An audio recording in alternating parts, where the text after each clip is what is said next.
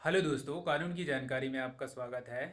आज हम बात करेंगे विकास के बारे में। यदि किसी भी व्यक्ति का जो अधिकार होता है विकास से संबंधित, यदि हम कोई भी व्यक्ति भारत देश के अंतर्गत अपना जीवन यापन कर रहे हैं, उसको विकास पाने का पूर्ण अधिकार होता है। उसके लिए निम्नलिखित जो है विकास का साधन अ, बनाए गए हैं गवर्नमेंट और संविधान के माध्यम से उन्हें साधन प्राप्त किया है।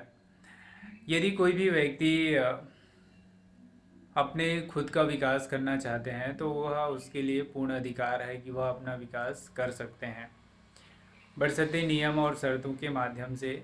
आप नियम का उल्लंघन करके अपना विकास नहीं कर सकते हैं, किसी को हानि पहुंचाकर अपना विकास नहीं कर सकते हैं, या किसी भी प्रकार के नियम को तोड़कर अपना विकास नहीं कर सकते हैं। कोई भी बाल्यावस्था में बच्चे जो रहते हैं उसका विकास और देखरेख और उसका मुक्त शिक्षा का पूर्ण अधिकार होता है। सभी व्यक्ति को शोषण से सुरक्षा का पूर्ण अधिकार होता है, उसकी स्वतंत्रता का पूर्ण अधिकार होते हैं। कोई भी व्यक्ति किसी जगह पे रहना चाहता है या अपना जीवन यापन करना चाहता है तो उसके लिए भी पूर्ण स्वतंत्रता प्राप्त है। यदि कोई व्यक्ति के साथ अपमान या दुर्व्यवहार होता है तो उसकी सुरक्षा का भी पूर्ण अधिकार होता है कि वह व्यक्ति वह अपने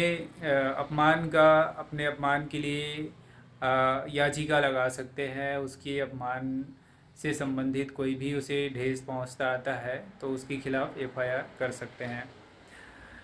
सभी व्यक्ति को अपना जो है जीवन यापन के लिए अपना एक उचित कार्य, जैसे किसी भी कारखाने में काम करना, मनरेगा में काम करना, यह उनका पूर्ण अधिकार होता है। क्योंकि यदि वह व्यक्ति अपने जीवन यापन के लिए इस प्रकार का उचित वर्क उचित काम करते हैं तो यह विकास के श्रेणी में आता है।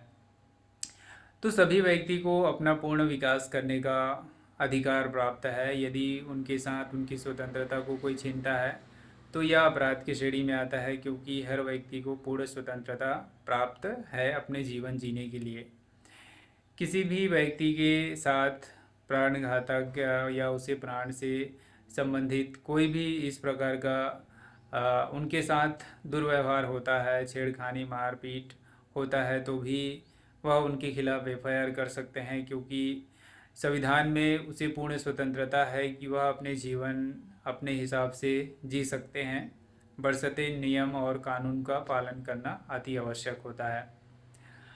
तो आज हमने जाना कि ये व्यक्ति अपना विकास के लिए पूर्ण रूप से स्वतंत्र होते हैं, चाहे वह किसी भी प्रकार का काम करे। वह उस काम में सक्षम होनी चाहिए, वह काम विधिवत होनी चाहिए, और फिर वह पूर्ण रूप से स्वतंत्र है अपने जीवन यापन करने के लिए। तो आज के लिए बस इतना ही।